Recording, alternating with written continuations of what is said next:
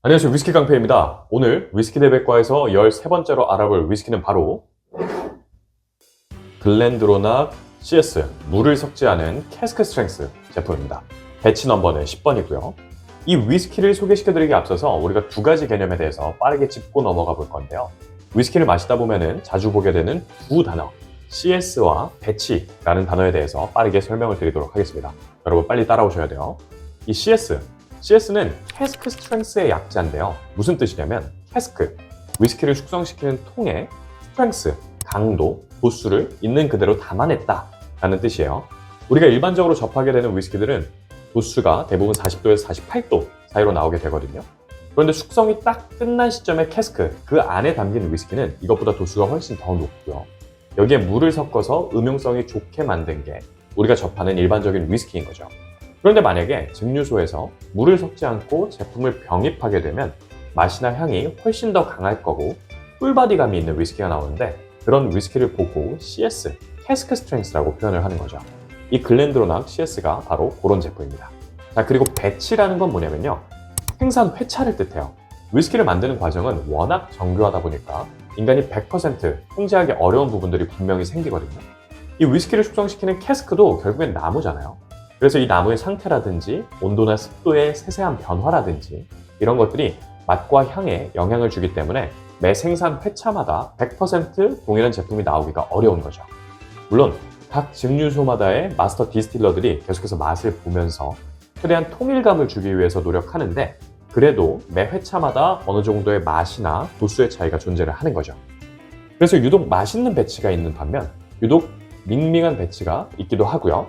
그런 것들이 위스키 애호가들 사이에서 어떤 배치가 조금 더 맛있다라는 말들이 좀 나오는 이유기도 합니다.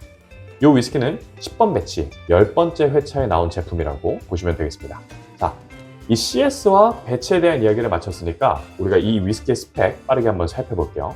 도수는 CS답게 58.6도, 상당히 높죠. 숙성 캐스크는 올로로소 쉐리와 PX 쉐리, 이 두 종류의 쉐리 캐스크를 활용을 해서 숙성을 진행을 했고요. 숙성 연수는 공개하고 있지 않는 나스 제품입니다. 배치마다 다르겠지만 대부분 10년 미만의 원액들이 블렌딩된 제품이라고 보시면 되겠고요.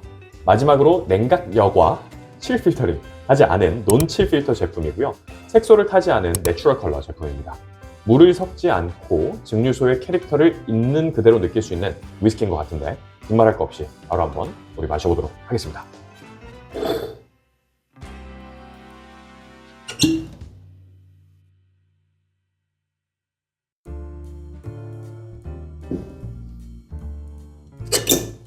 가볍게 스월링 해주고요. 이게 병 안에 있을 때는 조금 더 색깔이 진해 보였는데 막상 이렇게 따르고 보니까 그렇게 막 색깔이 엄청 진한 것 같진 않네요. 마찬가지 12년, 15년 정도의 색깔을 갖고 있는 것 같아요. 네, 향도 한번 맡아보겠습니다. 향은 CS라서 되게 폭발적일 거라고 생각했는데 엄청 그렇진 않고요. 되게 상큼해요. 되게 신선하고 오렌지 필이나 견과류가 박힌 다크 초콜릿, 약간 크랜베리 상큼함도 같이 올라오고요. 근데 맡다 보니까 확실히 그 도수감이 느껴지네요. 굉장히 긴장되는 순간인데 한번 맛을 보도록 하겠습니다. 맛있네요. 맛있고 리액션이 도수가 높다 보니까 굉장히 묵직하게 나와요. 맛 자체를 좀 설명드리자면은 제가 느낄 때는 크랜베리 되게 상큼하잖아요. 근데 걔를 설탕에다 좀 절인 거야. 묵직하게. 그리고 마찬가지로 뭐 다른 드로낙 위스키들이랑 비슷하게 뭐 체리나 블랙베리 같은 당도랑 산도가 되게 잘 잡혀있는 그런 과일들이 좀 느껴지는 것 같고 유독 돋보이는 거는 저는 견과류의 약간 너티한 거 그런 것들이 조금 강하게 느껴지는 것 같아요. 저 질문이 하나 있습니다. 네. 그러면 드로낙 CS 같은 경우에는 지금까지 우리가 다뤘던 숙성 연수가 박힌 드로낙 중에서 어떤 계열과 가장 비슷해요? 저는 21? 21년이랑 제일 비슷해요? 21? 오. 이런 것들의 느낌이 되게 있는 것 같아요. 맛있죠? 되게 맛있다. 예. 되게 드셔보셨죠? 당연히. 당연히 먹어봤죠. 근데 진짜 사장님 말씀하신 것처럼 향이 그렇게 막 엄청나게 치고 올라오고 네. 그런 게 하나도 없어요. 맞아요. 얘가 언제 오픈했죠?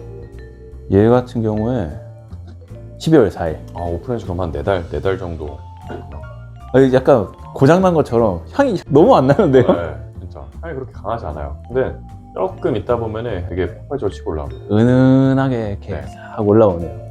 엿? 야. 호박엿? 그만큼 되게 너티하다는 거지. 맞아요. 네, 그렇게 땅콩 위에 쫙 뿌려놓은 그 호박엿 같은 느낌? 맞아요. 맛 한번 볼게요. 입에 처음에 들어왔을 때는 정말 달고 엄청나게 농축된 단맛이 확 느껴져요. 근데 삼키고 나서 그 뒤로 입안에 쫙 퍼지는 그 스파이시함이 살짝 기분이 좋지는 않아요. 네, 근데 되게 맛있습니다. 정말 농축된 드로낙 그 자체.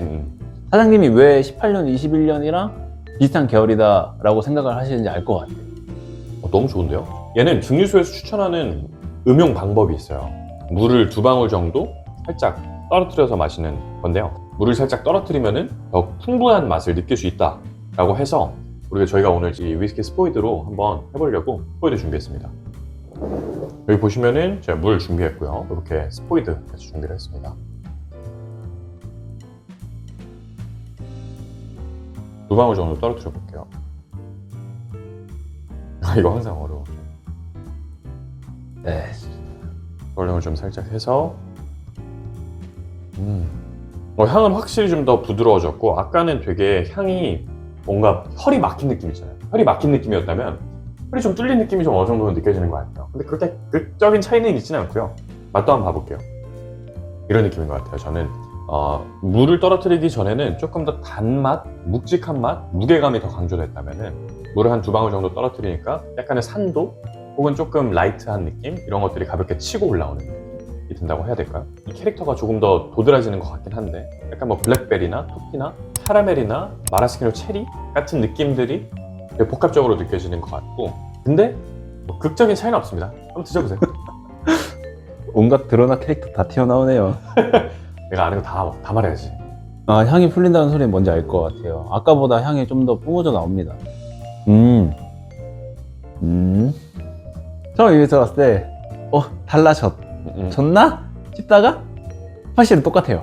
맞아. 스파이시는 거의 똑같아요. 저희 이제 오늘 16년 보인스밀도 찍고 CFCS도 찍는데 둘 다 이 매콤한 맛, 그 스파이스가 견디기 좋은 수준에 있는 것 같아요. 맞아요. 네.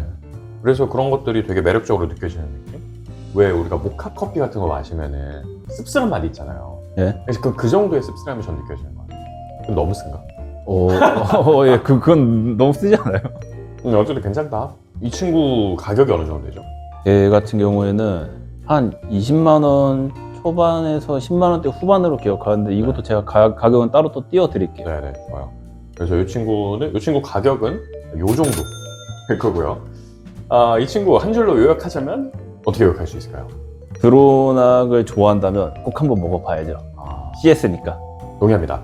저도 한 줄 요약하자면 글렌드로낙 증류소를 투박하지만 온전하게 느낄 수 있는 위스키다 라고 말씀드릴 수 있을 것 같습니다. 글렌드로낙 CS 제품, 증류소의 캐릭터를 명확히 느낄 수 있는 만큼 시청하시는 분들 언젠가 기회가 되신다면 꼭 한 번씩 드셔보시기를 추천드리겠습니다. 위스키 대백과 시청해주셔서 감사합니다.